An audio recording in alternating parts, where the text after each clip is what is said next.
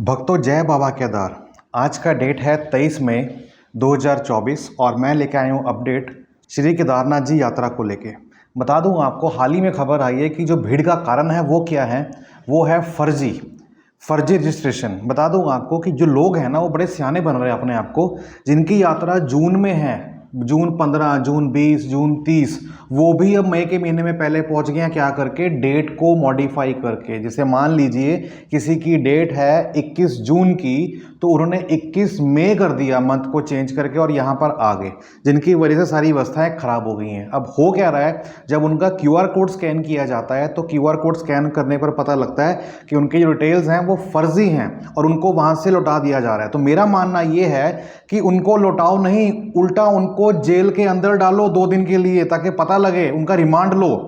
उत्तराखंड सरकार क्या कर रही है, जब पुलिस के पास पूरा पावर है कि आप जब कोई भी सामने फर्जीवाड़ा करता है तो उसके लिए पनिशमेंट का प्रावधान होना चाहिए।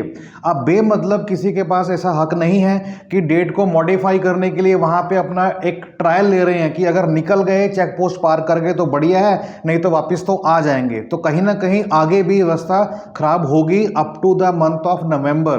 तो प्रशासन को अगर पता लग गया ना इस बात का, तो मेरे उनसे आग्रह है, सलाह है कि ऐसे लोगों के ऊपर कार्रवाई करनी चाहिए। एटलीस्ट ज़्यादा नहीं तो 2 से 3 दिन की उनको जेल में रखना चाहिए, ताकि ऐसी खबर जब बाहर आए तो और कोई श्रद्धालु ऐसा ना कर सके।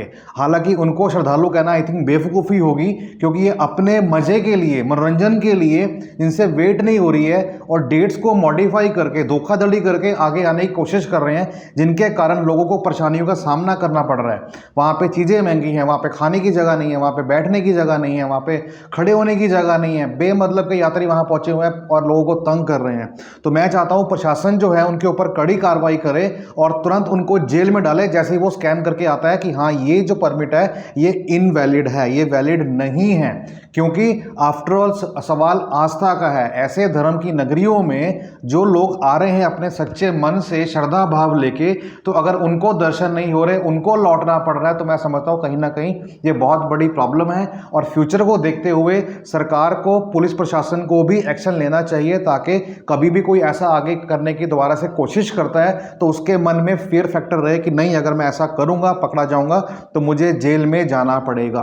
तो ये था आज का अपडेट। और वहीं बता दूं आपको कि हाल ही में पहले क्या खबर आ रही थी कि जो दर्शन VIP के हैं वो बंद कर दिए गए हैं और जो यात्राएं हैं, जो कि गर्भगृह के दर्शन हैं, वो नहीं दिए जा रहे। बट बता दूं आपको, 21 तारीख को आए फैसले में DM ने साफ साफ मेंशन कर दिया है कि अब कोई भी यात्री, चाहे वो गरीब हो चाहे वो अमीर हो, लाइन से आएगा, गर्भगृह के अंदर दर्शन के लिए जाएगा और जल अभिषेक भी कर सकेगा बिना किसी पैसे को दिए हुए।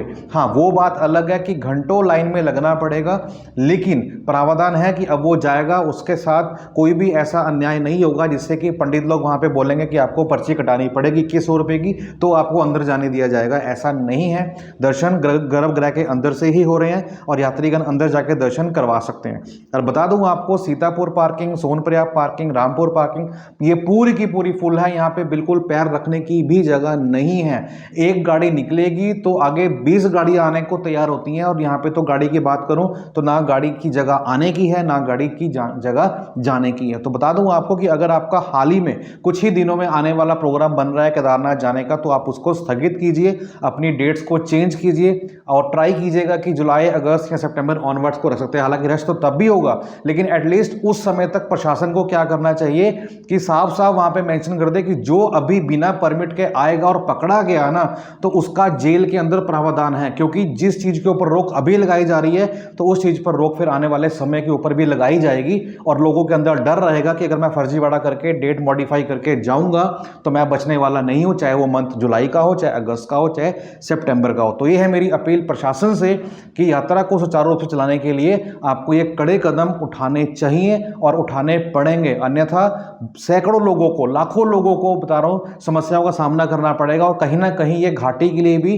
समस्या का केंद्र है, क्योंकि घाटी इतना भार नहीं झेल पाएगी। 2013 की आपदा जो देखी थी वो देखते ही बनती है, क्योंकि इतना डरावना जो दृश्य था, जो देखा अपनी आंखों से, मैं उसको बयान नहीं कर सकता। तो हमें उस चीज़ को नहीं भूलना चाहिए, क्योंकि घाटी पे दबाव, चाहे वो ट्रैफिक का है, चाहे वो बसेस का है, चाहे वो पार्किंग का है, चाहे वो केदारनाथ घाटी में होटल में है, कहीं भी है, हमें एटलीस्ट हमें अपने जो पर्वत श्रृंखलाएं हैं, जो हमारी नेचर है, हमें उसका सम्मान करना चाहिए। तो पुलिस को, प्रशासन को कड़े कदम उठाने चाहिए, खास तौर पे उन लोगों के खिलाफ जो कि गलत फर्जीवाड़ा करके परमिट को चेंज करके वहां पे यात्रा करने का प्रयास कर रहे हैं। तो ये था आज का अपडेट श्री केदारनाथ जी को यात्रा को लेके। ऐसे न्यू अपडेट्स के लिए सब्सक्राइब करना बिल्कुल ना भूलिएगा, मेक श्योर बेल आइकन पर जरूर प्रेस करके रखिएगा, ताकि जब भी कोई वीडियो आए उसकी जानकारी आप तक पहुंच सके। सो बोलिए हर हर महादेव, जय बाबा केदार।